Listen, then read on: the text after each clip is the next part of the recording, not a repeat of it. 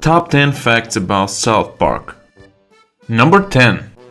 The Game of Thrones writers were influenced by the South Park parody.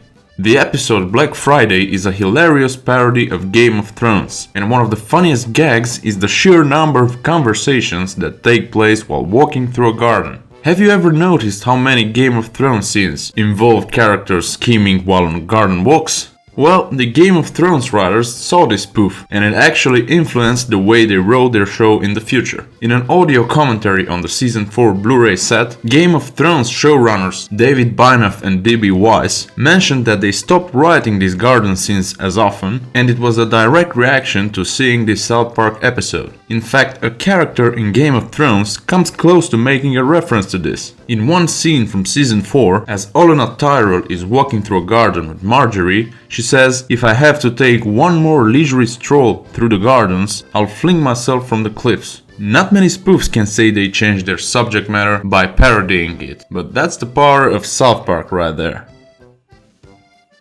Number 9.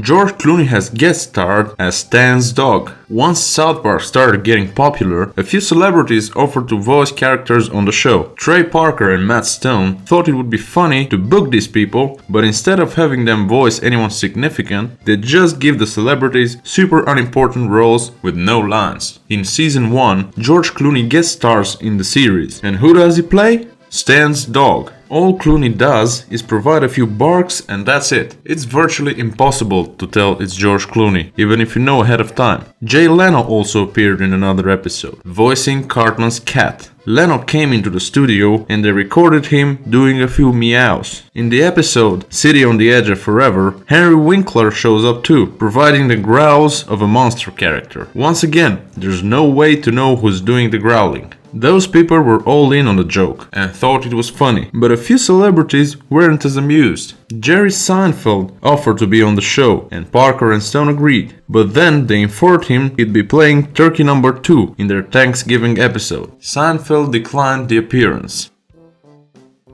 Number 8.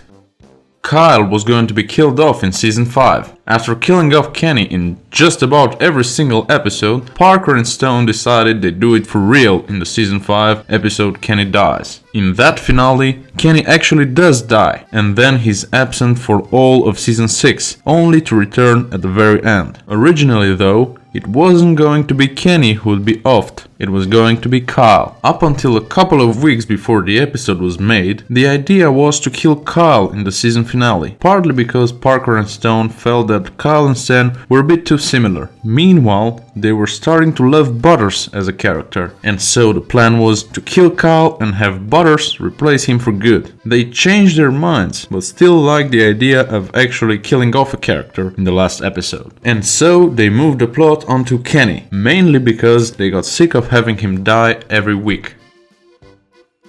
Number 7.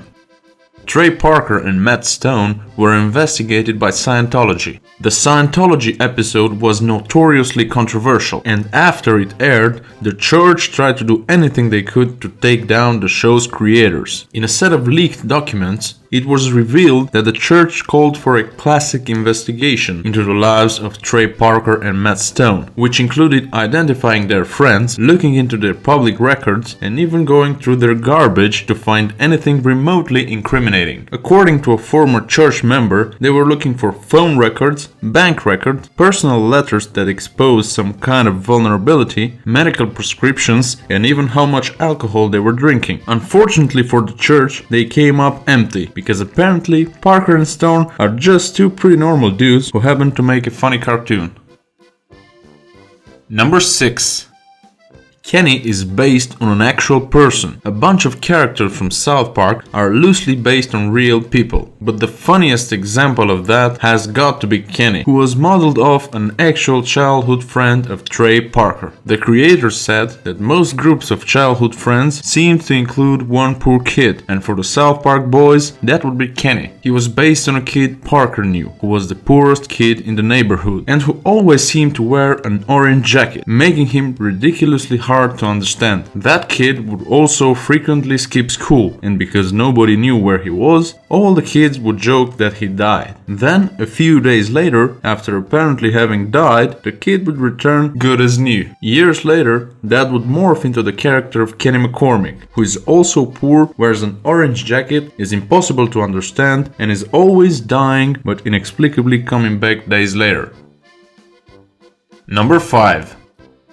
They had a plan for the election episode if McCain won. Thanks to the show being produced so quickly, South Park episodes are often so timely that they reflect events that literally just occurred. That was the case with About Last Night, an episode all about Obama winning the election that aired less than 24 hours after the election night. It even includes actual quotes from Obama's speech. There was a rumor for a while that 2 versions were made depending on who won, but actually only one was produced, and Parker and Stone were just really hoping that they were right in their prediction. They did actually have a plan for that though. If McCain won the election and their story didn't make sense anymore, they wouldn't have time to redo the entire thing, and so they considered just recording a drunken commentary over the episode and airing it like that. As entertaining as About Last Night was, that honestly sounds even more hilarious than what they actually broadcast.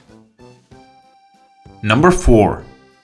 Imaginationland was originally going to be a movie. Imaginationland was one of the few South Park episodes that actually took more than 6 days to make. In fact, Parker and Stone got to work on it over 3 months prior to the air date, and part of that is because it was originally intended to be a feature-length film. This would have been the second South Park movie, released 8 years after Bigger, Longer and Uncut, but they later decided that it just didn't feel right presenting it that way. Instead, they decided it would become a trilogy of episodes aired over the course of 3 weeks. It still kinda feels like one long movie though, and in fact a DVD was later released which paired all the episodes together as a feature film anyway. Comedy Central also came out with t-shirts and hoodies of Imaginationland, hyping it as a big event, and it became the most popular outing of that season. Imaginationland is definitely one of the most creative works in South Park that isn't based on any recent event, and as great as the final product is, it's definitely interesting to consider how it might have been if they fully fleshed it out as one long movie. Number 3.